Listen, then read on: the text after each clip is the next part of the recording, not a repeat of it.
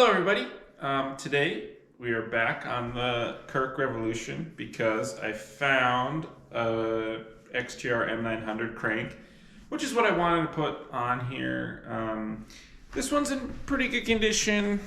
The drive side logo's a little worn off, and there is, rub from shoe rub on both the front, the left and the right. But the left is nice. The full logo is there.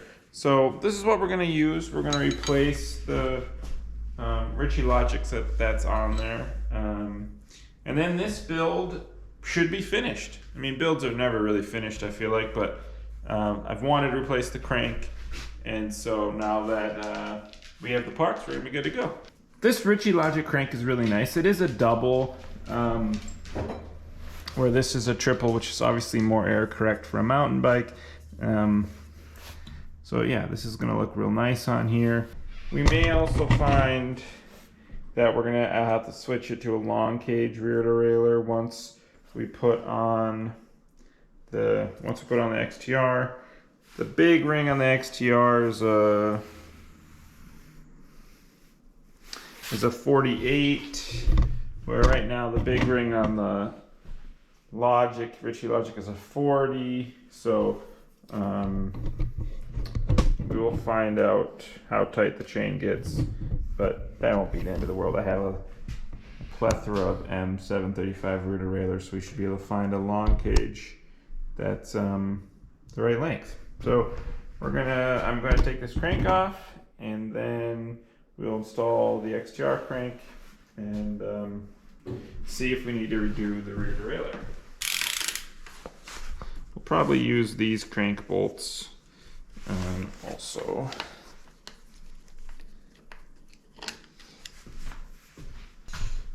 I'm a big fan of just these basic crank removers without the handle. If a bike does have pedals on, depending on the length of the crank, sometimes you have to remove the pedals to get a full rotation with the ones with the handle. But with this one, no handle, no issue. And so I find it's also just the one I always end up going for.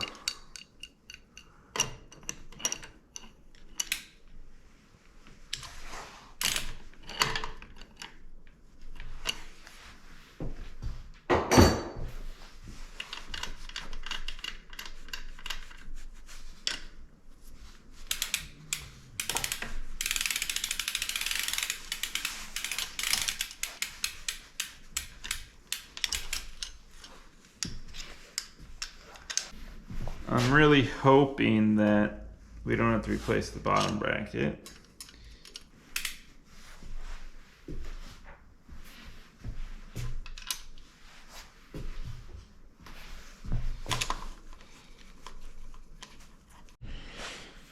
Well, I'm trying to see if it's gonna work, but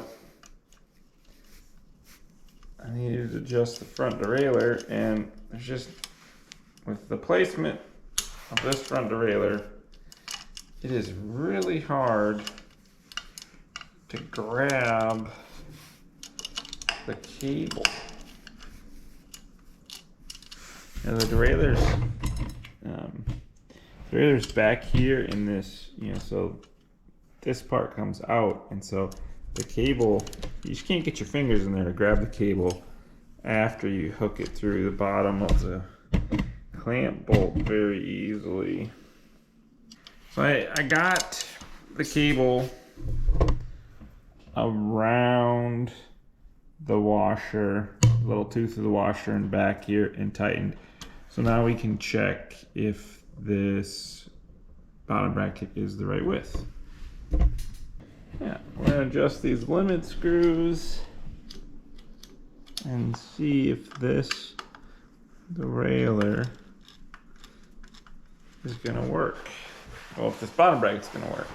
If the derailleur works, the bottom bracket is right. If it doesn't work, oh.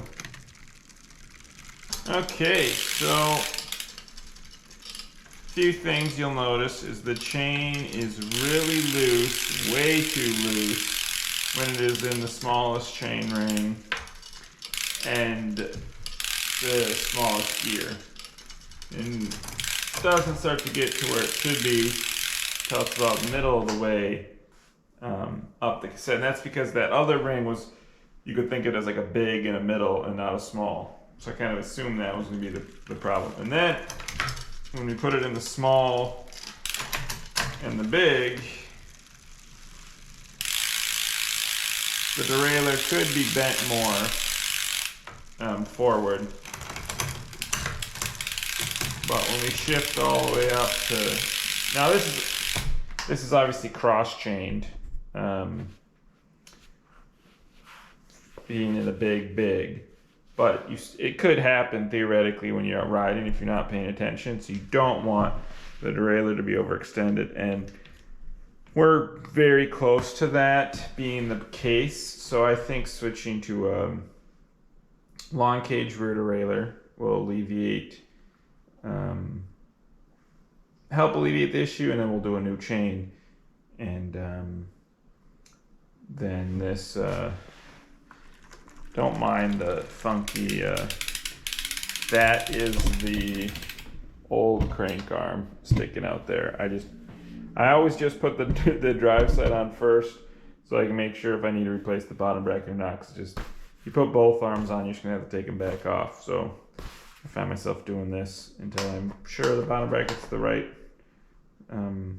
width, and then I'll put the non-drive side on. But so yeah, we're gonna go hunt for a nice M35 long cage rear, and then we'll put a new chain on, and then the Kirk is gonna be a finished for now. Still would love to find a different stem and bar, but yeah, for now it'll be done. So plenty of derailleurs to pick from. We just have to find a M735 that's in nice enough shape, long cage, in nice condition.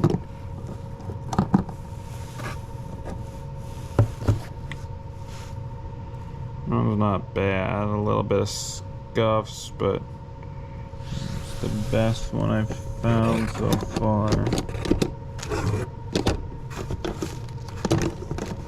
Ooh, well that's a nice shirt. Oh.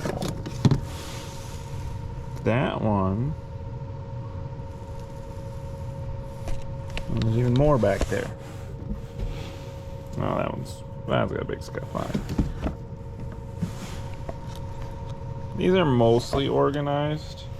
XTR, and then M739 and M737, then starting M735, and then these are some Dior DXs. All duplicates waiting for their day in the sun. Let's see. Well, one, ooh. Dun, dun. Dun, dun. I think the top one is nicer, so that's the one we're going to use. We're going to use the top one. Put that one back. Slide the bin in. Yeah, so we'll install this one and a new chain, and that should solve our chain issues. Okay, we're just going to shift everything back into the smallest gears.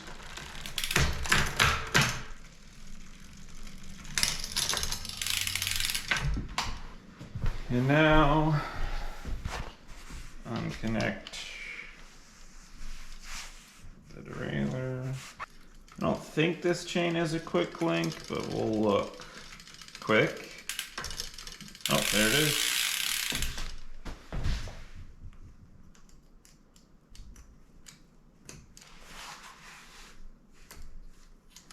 So this chain's good, so we'll just put it in a bag so we can use it for a different project.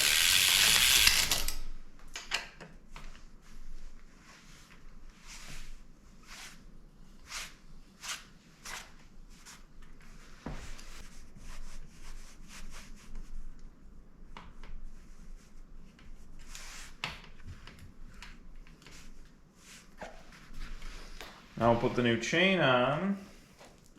So right there you can see is where we want the chain to be, because it's not rubbing on the pulley.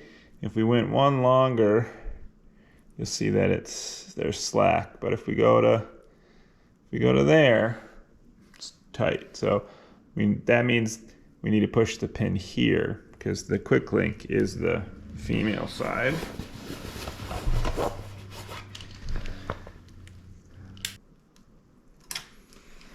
If you have difficulty setting the quick link, you can just pedal it until it's up here, and then you grab the crank and the wheel and you just pull them apart and it sets. So now let's give this a shift. There we go. Now we'll check the big ring.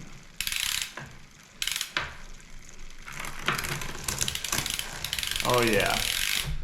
So you'll see now we have plenty of room for the derailleur. So nothing is going to be pulled too tight. And the front gets out far enough to clear everything. We're able to easily shift into the big ring. So we're a go. Now I just need to replace the 9-drive side arm with the XTR one. I already pulled the crank bolt out, so we just gotta put the extractor in.